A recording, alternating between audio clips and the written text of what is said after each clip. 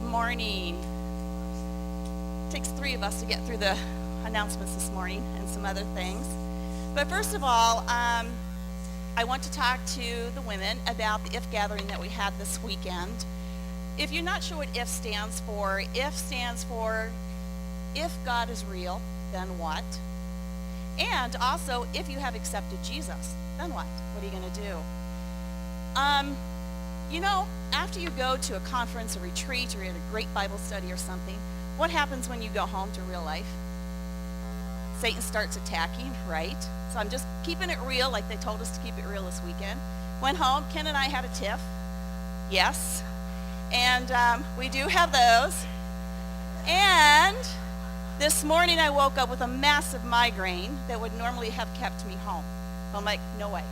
God's good. I'm going to be here, and we're going to talk about this. So I made notes, because with a migraine, you just can't think right. We did. We had a great time together getting to know each other, made some new friends, and also just growing in our walk with God.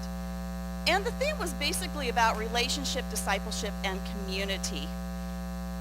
I think if you asked any woman that went yesterday what they gleaned from the weekend, they probably all would have something different, maybe a few of the same things that were real prominent. But I want to share with you a few things that we were challenged by and things that we grasped. There was a speaker named Jill Briscoe, and she's one of my favorites. She's she's an 82-year-old lady. I heard her speak 30 years ago, but she's still going strong, and she taught us that our mission field is between our own 2 feet, right where God planted us in this moment. Too many times we say, okay, God, where do you want me to go? Who do you want me to talk to? And God's saying, right where you're standing, who's in front of you? Who do you need to see? Who do you need to talk to? Who do you need to encourage? We also were reminded that we need to study his word. Seriously, why should we have to be reminded about that? But meaning that we need to turn off the noise in our lives, and we need to focus on God and pick up our Bibles. Big point. We also learned that we need to impact others, and we need to let others impact us. We can't impact somebody or let them impact us if we're not building friendships, if we're not having community. That is so important. And a last thing I'm going to mention is that we need to learn to be disciplers and followers of Jesus. Why should we be reminded about that? But one of the speakers was talking about her 6-year-old daughter and how her daughter taught her this lesson. She was telling her about how Jesus is Lord, and he's supposed to be the great shepherd in our life. And she was trying to explain it to this little girl. So finally her daughter looked at her and said, okay, so it's like this. I am the lamb who doesn't know or understand the shepherd yet. So I follow you, the sheep, because you know and understand and follow the shepherd. Things that we can learn from a 6-year-old. So basically we came away with that as, who are we following and who's following us? Shift focus a little bit. The theme verse for the IF gathering thing is Acts 2:42. This is where the new believers, they got together, they ate together, they prayed together, they loved each other, and they learned about God together. So ladies, we're creating what is called IF tables. This is simply where a group of women, about 6, get together once a month for 2 hours at somebody's table. They eat together, you pray together, you go over some questions that are provided for you, discussion questions. You live life together and you encourage each other. And the goal is just to gather together, be Christ-centered conversations, and let me tell you, it produces a lot of laughter, some tears, but our time together renews us and leaves us with full hearts. About a year ago or so, desiring to have something for women here at The Rock and also to reach into our community to connect and build friendships, someone, in talking a conversation with somebody, they told me about the IF tables.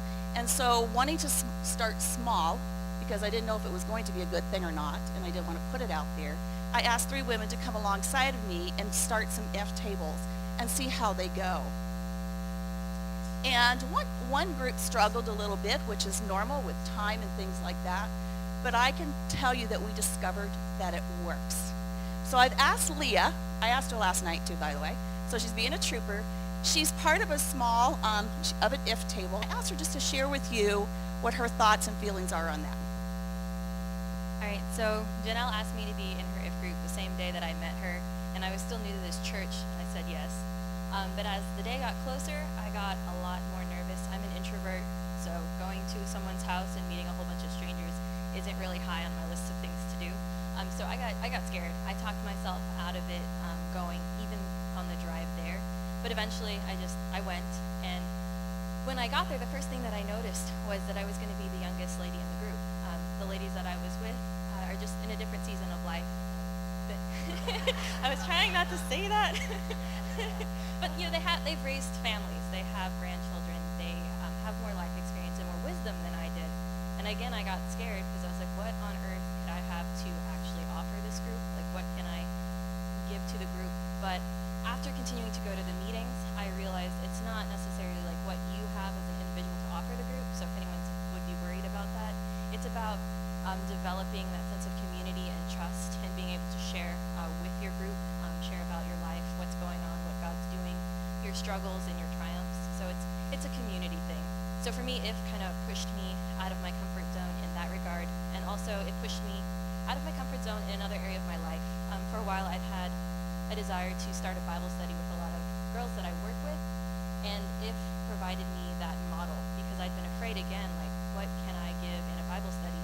But it's not about what you can give, it's about the community that you can create, and IF gave me that model, as well as the model of everybody likes to eat, so have everyone come together, eat, and then talk about God.